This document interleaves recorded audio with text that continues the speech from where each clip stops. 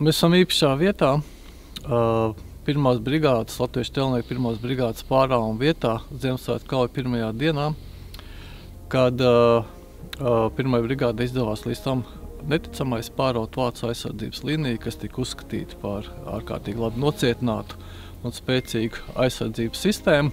Man fonā ir redzams vēlāk veidots, jau mūslaikos veidots piemiņas zīme zobens, un būtībā šis uzbrukums arī bija kā tāds zobena cirtiens pa vācu valni, ko veids Latviešu strelnieki, un tas ir viņa tāds varonības, enerģijas, milzīgas sajūsmas, uzplūdu veikums, kas pierādīja ne tikai to viņa iekšējo deksmi un pretvācisko noskaņojumu, bet arī vēlmi atbrīvot Jelgavu, atbrīvot visu Kurzemi, Zemgali.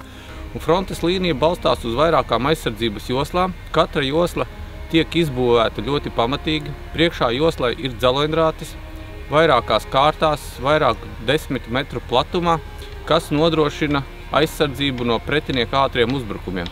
Un Ziemassvētku kaujās tieši ar to saskārās uzbrukošās daļas, ka bija nepieciešams tikt pāri dzeloņrātīm, tikt viņām cauri, izmantojot pārsteigumu momentu, lai pretinieks nemana, un to latviešu strelnieki paveica ļoti veiksmīgi.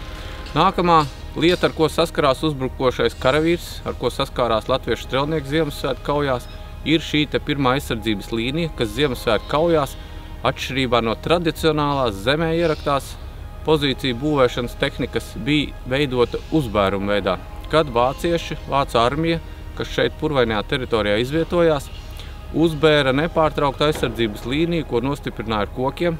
Mēs šeit, man aiz muguras, redzam daļai atjaunotu tādu posmu, kas veidoja vairāk kā 3 metrus augstu sienu no uzbrucēja viedokļa, kuru viņam ziemas laikā pa slidenu segumu vajadzēja pārvarēt. Un tas viss notiek ienaidnieku aizsardzības uguns laikā, kas, protams, nozīmē uzbrucējiem milzīgus zaudējumus. Vēl man aiz muguras ir betona ugunspunkts, kurš tika izmantots, lai pilnībā nodrošinātu ārējo perimetru no iespējama uzbrukuma. Latviešu strelnieku daļas, kam nācās uzbrukt šāda betona uguns sektorā, veiksmi neguva, cieta milzīgus zaudējumus un nācās atkāpties, jo šādā ugunspunktā izvietots ložmetējs nodrošina pilnīgu ārējā perimetra nosekšanu, uguns blīvums ir milzīgs, dzeloņrātis neļauj tuvoties, kā rezultātā vietas, kuras nodrošina šādu betonu ugunspunktu, principā frontāli nav ieņemamas.